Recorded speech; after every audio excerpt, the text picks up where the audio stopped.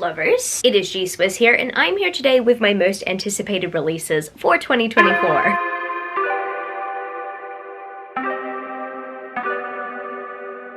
If you didn't know, this is a 7 on Sunday topic, and I am the host of 7 on Sunday. I will link the Goodreads page down in the description where you can check it out, and you can participate in a topic in the future, or you can suggest a topic. And I actually already filmed this video, and without realizing, I deleted the initial footage that I recorded for this video off my memory card when I was doing a clean out. I must have thought that I had already edited this video and I had posted it, but before even pressing to check what video it was, I just deleted the footage. And so now I'm here re-recording, but hey, it's kind of a good thing considering that I was going to cut the St. Martin's Press titles out already, because if you don't know, I'm currently boycotting them. More information about that down in the description. There's a petition there for you to sign if you want to check it out. I was going to actually interject at certain parts of the video anyway, so it's kind of good that I'm refilming this, and I've decided to restructure this, starting off with the contemporary romances and then moving on to the more fantasy-like books. I just have to double check my list to see if that's correct. Yeah, fantasy, sci-fi, all that stuff. These aren't all the new releases I'm excited for. These are the ones that I'm just currently excited for, but maybe, just maybe, there will be more anticipated releases I have as the year goes on. So I'm very much looking forward to discussing them later down the line, but right now I've got a few that I want to highlight. So I guess without further ado, I'm gonna get straight into this list and talk about the books that I am currently very much anticipating. So I'm gonna kick this off by talking about Fangirl Down by Tessa Bailey. I believe this is Tessa Bailey's next novel as I'm filming this right now. Who knows? Sometimes she drops things randomly. I mean, same time next year I was not expecting. I also was not expecting Wreck the Halls either. But all of a sudden we have so many Tessa Bailey releases that are just appearing out of thin air. So I don't know if this is going to be her next release or not, but it's definitely coming out in February as I'm speaking right now, so I'm very much looking forward to checking this one out. I have been seeing hints that it could be one of the monthly book picks for Afterlight, so I am very much looking forward to receiving that if that just so happens to be the case. If it's not the case, I'm definitely going to purchase it in paperback regardless to add to my Tessa Bailey collection. I don't know whether or not I would double up on a copy, considering that I'm very much used to collecting all of Tessa Bailey's releases in paperback, so that could be a thing. Regardless, I'm very much looking forward to checking this one out. I don't think that majority of Tessa Bailey's books I've read consists of a sports romance element. I think I've only read one book by Tessa Bailey where we are following a sports player. No, actually two. So I'm actually very much looking forward to exploring more sports romance if that is what Tessa Bailey is going to write going forward. And I, for some reason, am just suspecting that she's jumping onto the sports romance trend because it's very trendy at the moment. That could be the case, that could not be the case. Maybe it's just an excuse for her to write what she loves. Regardless, I'm going to read it. I'm going to check it out because it's Tessa Bailey and I cannot help but be curious when I see a new Tessa Bailey release. So I'm looking forward to this one. Can't wait to let you guys know how I go with it. I hope I really like it. I hope it's not a secretly yours situation. And the next most anticipated release that I have to mention in this video today is Business Casual by B.K. Borison. This is the 4th book in the Love Light series. I cannot wait to read another book in the series. I actually thought that it was going to end with Mixed Signals, and Mixed Signals was definitely my favorite book in the series, but I am so looking forward to being back in this world, and I'm hoping I love Business Casual just as much as I loved Mixed Signals. I also loved Love Light Farms as well. The second book was not my favorite. I just didn't really like the third act conflict that much, and I was not personally invested in the two main characters in that story specifically, but overall I love the series, and so I'm just hoping that Business Casual might just be a new favorite contemporary of mine. If it's not, then Mixed Signals definitely is though. I do love the series overall, so I can't wait to read more within this world, and I can't wait to get to Business Casual. I have no idea what to expect from it, so I don't really have much more to say, but I'm really excited for it. Oh my goodness, the next most anticipated release I have for 2024 is Daydream by Hannah Grace. This is the 3rd book in the Maple Hills series. I was gonna say the Icebreaker series, but we're not always breaking ice. Oh my goodness, I love the Maple Hills series so much. I mean, I loved Icebreaker, but I really loved Wildfire, and I just really want to adore Daydream. And in my personal opinion, out of all the covers, Daydream has the best cover. This cover is so beautiful, like the pink, the purple, the library. Oh my goodness, I just love all the books there. Ugh, the aesthetic is just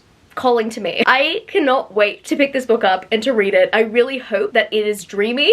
I mean, the title is Daydream. I really hope I love it even more than Wildfire, because at this point, as I'm speaking right now, I don't think Wildfire can be topped. I am honestly hoping that Daydream tops Wildfire, but there's only one way to find out, and that is if I read Daydream. So I'm so looking forward to Daydream. Can't wait. Definitely one of my most anticipated releases of the year. As soon as this cover dropped, I screamed. This cover is so beautiful. I've already decided it's definitely one of my favorite covers all of 2024, hands down. So I'm just hoping that it is one of my favorite books of 2024. And last but certainly not least, when it comes to the contemporary romances, I have Only and Forever by Chloe Leese on my most anticipated releases. And you know what? It was a mistake that I made initially when I was filming this video to have left out Only and Forever, and I also left out Daydream. I cannot believe I did that. St. Martin's Press titles, man. They got in the way and I cut them out, and in the process of doing that, I remembered that I am excited about many more titles. Only and Forever, at the moment, is the final book in the Bergman Brothers series by Chloe Leese. This series rocked my world in 2023. I became absolutely obsessed with the Bergman siblings series. I don't think I've been that excited for like a long form contemporary series since I read the Bromance Book Club series. I love and adore the Bromance Book Club series so much, and I highly recommend to those who actually could not get into the Bromance Book Club to try the Bergman Brothers series out, because oh my goodness, you would not regret it. The Bergman Brothers series has a similar type of humor to the Bromance Book Club series, but I would argue it's less cheesy and a bit more realistic because it's set within a family, whereas the Bromance Book Club series, I think it just seems too good to be true. Like seeing a bunch of guys absolutely fan over a bunch of romance books and they read them together. Like maybe in a perfect world, I would see that more, but I'm not gonna lie, there is some cheesy dialogue that all comes with. Like I think the head of the Bromance Book Club is always talking about romantic tropes and stuff, and it is adorable. I love to see it, but at the very same time, it's kind of too good to be true. You're like, oh my goodness, this guy is always talking about romance tropes and he's always over analyzing everyone's relationship. It is so funny. Whereas with the Bergman Brothers series, we do have a character like that who is Vigo, and funnily enough, Only and Forever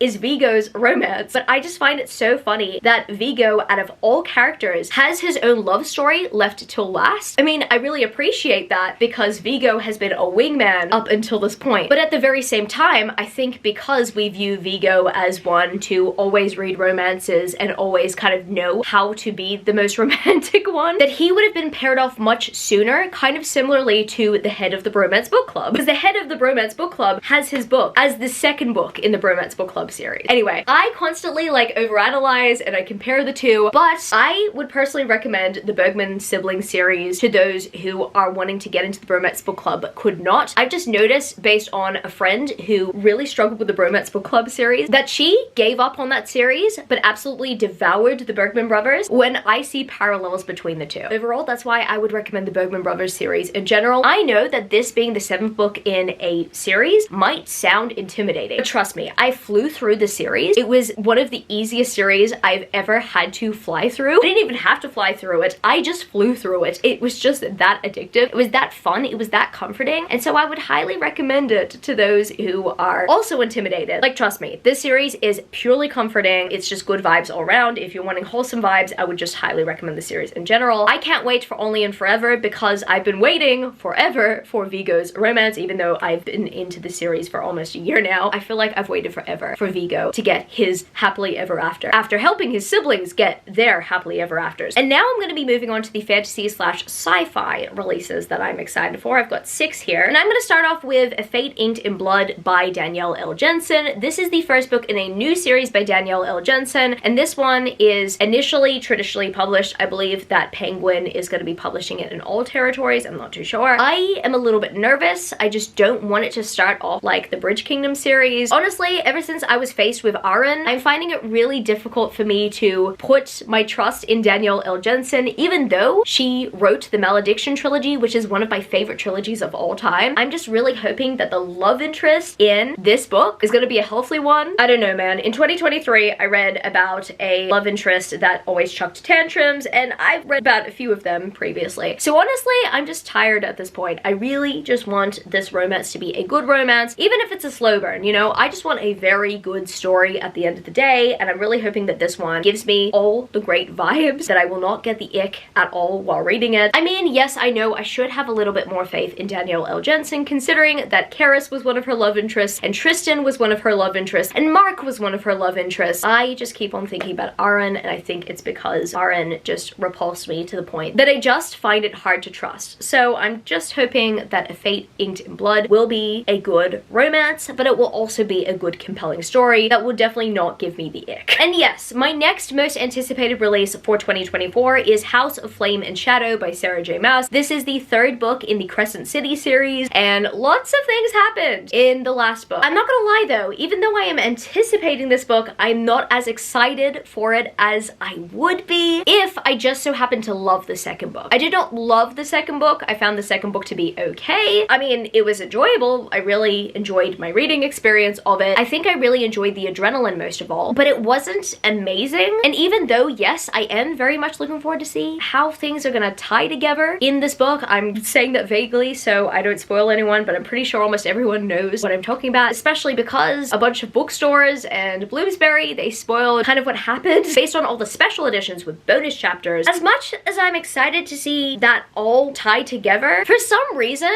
now this is just me, right? I feel as if it's happened way too early in the story and within the worlds. I think I would have just wanted to see Crescent City be its own individual thing for longer before everything happened, and that's why I don't feel super excited about this, but at the very same time, I'm curious. So that is why I'm going to read it. We'll see how I go. Oh my goodness, it's coming out soon. I'm probably gonna lose sleep sometime soon. I hope I love it, and I hope, fingers crossed, that this book is enough to change my mind on my current opinion as to like where I stand with all the crossover and stuff. As much as I am curious about it, I don't know if I can be convinced as to whether or not this was the right decision at this time. And the next most anticipated release I have for 2024 is Heavenly Tyrant by Jiran J. Zhao. And this is the second and final book, I think it's the final book, in the Iron Widow duet. I am so excited to read this book. I'm so excited to revisit Iron Widow in the lead up to Heavenly Tyrant. But before I get to Heavenly Tyrant, for some reason, Darling in the Franxx is calling to me. I know that the series took inspiration from Darling in the Franxx, so I'm thinking of binge watching the anime before rereading Iron Widow and then reading Heavenly Tyrant for me to see the parallels. When I was reading Iron Widow, I kept on comparing it to Evangelion, and I think I did because Evangelion was one of the only mech shows that I watched. I also watched Code Geass, but because Evangelion was so fresh in my mind at the time, I constantly thought of Evangelion. But for some reason, I kind of want to think of Darling in the Franxx as I'm reading the book series, because I've actually watched the first few episodes so far, but I want to binge watch the rest of the series before I binge read this duet. I think it's a duet. I honestly don't know whether or not there have since been plans to expand this series. I mean, I wouldn't be mad either way, because I really enjoyed Iron Widow the first time I read it, but it has been 2 years since I read Iron Widow, maybe 1.5 as I'm filming this video, but by the time I get to Heavenly Tyrant, it's probably gonna be 2 years since. So I want to do that. I want to reread Iron Widow. I want to binge watch Darling in the Franxx before I get to Heavenly Tyrant, and I really hope I enjoy this series even more because I recapped and I did my research. And my next most anticipated release for 2024 is The Prisoner's Throne by Holly Black, and I believe this is also the finale to a duet. I'm not sure whether or not the publisher has agreed to expand this series or not, but regardless, I am looking forward to it. This is the sequel to The Stolen Heir. I was just about to say The Stolen Throne, but no, The Prisoner's Throne is the second book. The Stolen Heir I really enjoyed this time last year. I think it was the first book I read in 2023. I don't actually remember. No, it was the first new release I read in 2023, and I absolutely devoured it. Like, I stayed up all night listening to the audiobook for The Stolen Heir. Like, I remember that night I was having a really bad insomniac episode, and I was wondering to myself what to do about it. And then I thought that maybe binge listening to The Stolen Heir was a good idea, and you know what? It was a good idea. I went to the office the next day, and people were asking me how I was doing, and I was like, you know what? I stayed up all night binge listening to The Stolen Heir, and some people still associate me with that. They're like, oh yeah, she's our resident Holly Black fan here in the office. So yeah, that's great. I cannot wait for The Prisoner's Throne. I am wondering whether or not I will have another insomniac episode while reading or listening to the audiobook of The Prisoner's Throne because it's so on brand. I don't necessarily know where the sequel is going to take me. I don't really have many high expectations. I know that a lot of readers had very high expectations for The Stolen Heir, and they were wondering when Jude and Cardan were going to show up. You know what? I have no expectations about Jude and Cardan showing up in the sequel. I'm going into this book with managed expectations. As much as I would love to see Jude and Cardan show up, I am going to manage those expectations. I am just going to go into this wanting more Prince Oak and Surin because they are my everything. I love Prince Oak so much. I did not anticipate loving Prince Oak this much, but oh boy, I do. And I love Ren as a protagonist. I'm going into the sequel for them. I'm not going into the sequel for Jude and Cardan, but if they show up in the sequel, I will be happy. And the second last most anticipated release for 2024 that I have to mention in this video today is Wisteria by Adeline Grace. This is the third and final book in the Belladonna trilogy. I mean, the series might be expanded upon eventually, but at the moment, it's a trilogy. I have not heard anything about a fourth book, and I am planning to devour this book series in 2024. I'm planning to reread Belladonna in the lead up to reading the rest of the series. I'm looking forward to finally reading Foxglove, and then Wisteria is gonna come out. And I am just hoping that this finale will be epic. If it's not epic, then okay, well, you know what Belladonna was, in my personal opinion. I loved Belladonna. I have not heard anything about Foxglove as I'm filming this video right now. I've actually stayed away from reviews for Foxglove. I haven't heard anything negative about it, nor have I heard anything about it being the best book in the series so far. That's kind of a good thing, right? Like, I have no expectations going into Foxglove. I'm just gonna have like managed expectations for the series. I don't know if I actually will by the time I finally get to Wisteria, or by the time I get to actually rereading Belladonna and continuing on with the series. But there's only one way to find out, and that is if I actually read the series. I'm not going to lie, I am kind of afraid that I am going to see some negative reviews for Foxglove come out throughout the months leading up to Wisteria's release. So I am just gonna do my best to block out where I can. I don't know if that's possible. I mean, maybe one time I will probably see someone review it on their YouTube channel, or maybe I will see a review pop up on my Goodreads feed. But I am personally avoiding the Goodreads page for Foxglove at the moment because I want to go into the series with managed expectations and not really knowing what to expect from the rest of the series. I just hope that this series becomes a new favorite of mine. Belladonna, specifically the first book, is a new favorite book of mine, and I think it's because it helped me at a very tough time. I find Belladonna to be an absolutely healing book, but eventually when I revisit this series, I want to go into it for the plot and for its characters, because I initially read Belladonna to complete a Pop Sugar reading challenge, and I read it to kind of feel something. And feel something I did. So I'm kind of hoping that I will be much more invested in the characters and the story going forward as I read the book series in the lead up to Wisteria. I'm looking forward to Wisteria. I hope it's amazing. And last but certainly not least, the final most anticipated release that I have to mention on this list today is definitely my most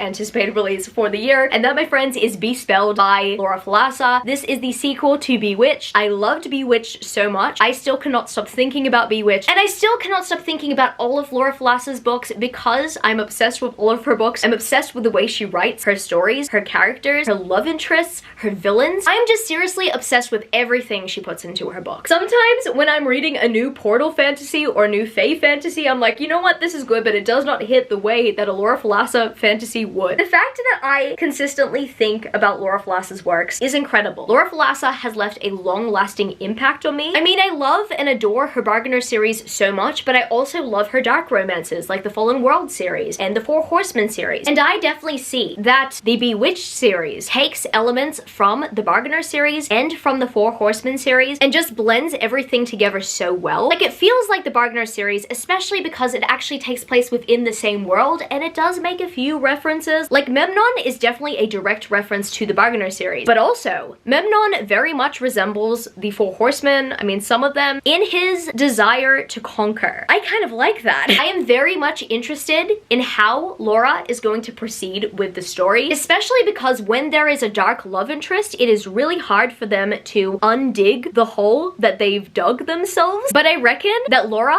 is going to piece things together very well. So overall, I'm very much looking forward to Bespelled. I'm also very much looking forward to the fantastical elements revealing themselves more clearly as this book series goes along. I don't know whether or not this will be a trilogy or if it will be expanded upon, but I'm kind of fully expecting that this series is going to be a trilogy, even though I've only seen 2 books listed against the series so far, beside the novella. So I think that this book series at the moment is a 2-book series and a novella, but I think it's going to be extended to a trilogy. I mean, based on Bewitched, I just don't see the series being a duet, personally. I think that the series definitely needs a bit more expansion, and I just need to see Selene and Memnon's dynamic spread over more than what we've got so far, because as much as I appreciate the first book, I definitely need more Selene and Memnon, but I also need Memnon to fix his mess up, because oh my goodness, he has left a mess, and I honestly don't think that a single book is gonna cut it. No, I need this to be the middle book in the series, not the finale. So I guess that's gonna be it for this video today, book lovers. If you happen to stay to the end of the video, leave me the pink heart emoji with the sparkles. And if you happen to enjoy this video, don't forget to give it a thumbs up and subscribe to my channel if you haven't yet already. Joined the amazing community of book lovers. And also, I have social medias. I'm at gswizzelbooks on Twitter and Instagram, and I'm also Goodreads. That's www.goodreads.com/gswizzle. And finally, I'm at TikTok. I'm at gswizzle on TikTok if you want to follow me there for some bookish content. I love you, book lovers, and I will see you later. Peace. Thought it I would have fun, I flipped it in a double. Thought it I would have fun, I flipped it in a double.